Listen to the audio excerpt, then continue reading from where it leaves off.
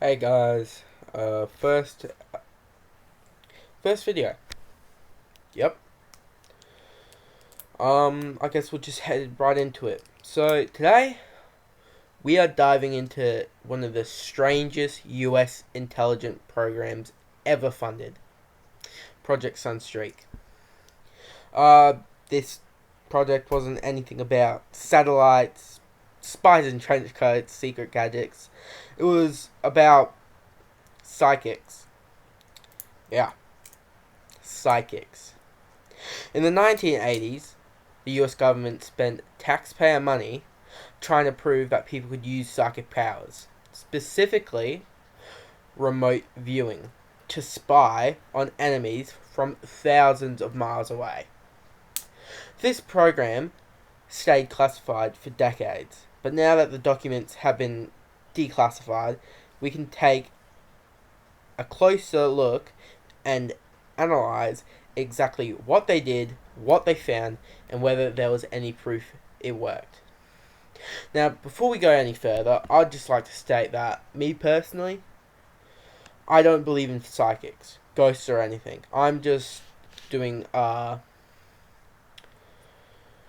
let's say, overview maybe, explaining what this was about. So, no, I don't believe in psychics and such. Let's move on. Now, to understand why Project Sunstreak happened, you need to remember the Cold War mindset. The US and Soviet Union were in an arms race, not just for like nuclear weapons, but for technology, space exploration, and yes, even the human mind. American intelligence agencies discovered that the Soviets were funding research into parapsychology. Things like telepathy, psychic spying, fearing that they'd be left behind, the US decided to start their own program. This wasn't the first attempt either. Earlier projects like Stargate and Grill Flame laid the groundwork. By the mid 1980s, Sunstreak had become one of the DIA's main efforts to test whether psychic abilities could be weaponized. Now, I'm just going to go. Here we go. What is remote viewing? Because I've mentioned it a few times and I haven't expanded on that. Remote viewing is the idea that somebody can describe or see a person, place, or object far away without any physical contact. A typical remote viewing session went like this. A viewer would sit in a quiet room. They'd be given the coordinates, photos, sealed in an envelope, or something, or sometimes no information at all. Then they'd write or sketch what they, in quotations, saw. They would target range from Soviet military sites to submarines or hostage situations. The viewers claim to enter some sort of meditative state, allowing impressions to the surface. They often described shapes, textures, colours rather than exact details. Later, analysts would compare these notes to real satellite images or intelligence reports to check accuracy. So, let's go over the training and people who were involved. Who were these remote viewers? They weren't random civilians. The DIA, sorry, I get that mixed up wrong a lot, hand-picked military personnel, scientists, and sometimes individuals who already believed they had psychic abilities. Training was structured. They were taught how to clear their mind, focus on impressions, and avoid what they called analytical overlay, basically letting their imagination take over. Over time, the viewers became well known within the project. People like Joseph McMon-Eagle. Sorry, I tried to say his name so many times I can't get it. Who later wrote about his experience. he were said ugh, he said to have produced surprisingly accurate results.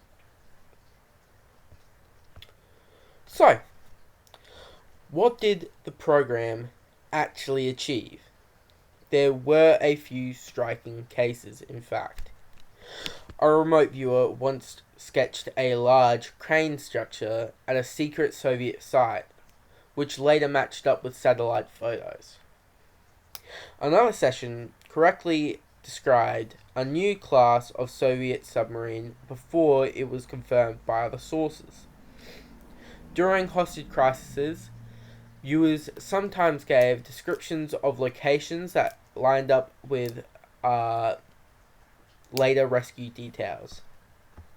These, in quotation, hits are what kept the funding flowing. Intelligence officers admitted that while the data hadn't always been useful, sometimes it provided leads where they wouldn't have had otherwise. Simple as that. But for every success story, there were failures. It's a given. Many sessions were produced by vague descriptions, things like a round structure or a body of a water nearby. Other times, the information was completely wrong. The big problem was reliability. A single viewer might give a perfect match one day, and nonsense the next. Even supporters of the program admitted that the results couldn't be replicated in controlled conditions often enough to make remote viewing a trusted intelligence method. The inconsistency led to skepticism inside the DIA and the broader intelligence community. Excuse me, my mouth is very dry. Mainstream scientists were highly critical. They argued that remote viewing sessions often produced descriptions so vague that analysts could interpret them to fit almost anything. They also pointed to issues like confirmation bias, remembering the hits and ignoring the misses. To skeptics, Sunstreak wasn't proof of psychic powers, it was proof of how badly people wanted to believe in them, especially when there was national security paranoia involved, because around that time there was a lot. Why it stayed classified. Part of the reason Sunstreak stayed secret for so long wasn't just for national security, it was embarrassment. Official knew the public might laugh at the idea of the US military hiring psychics. But as long as the Soviets were interested in similar research, the US didn't want to risk falling behind. It was classic Cold War knowledge. If the enemy was doing it, we have to try it too. So, what did Sunstreak prove psychic experience? Did Project Sunstreak prove psychic spying works? Not really. While there was some fascinating coincidence and a handful of seemingly accurate results, the program never consisted of specific proof. Nor was it ever consistent. In the end, it's remembered as an experiment, a strange chapter in intelligence history where fear and curiosity drove the government to explore the unbelievable, but it also shows how, in the Cold War, nothing really seemed too far-fetched, if it promised even the slightest edge against the enemy.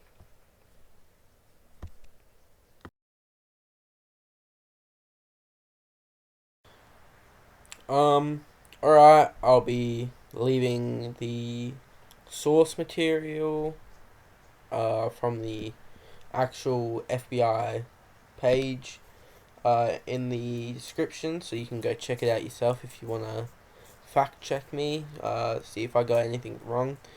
If you're familiar with this type of stuff, I'd be happy to talk to you. If it's for a video. If it's just like conspiracy stuff, I'll still talk to you about it, but just know that I still don't believe in that stuff.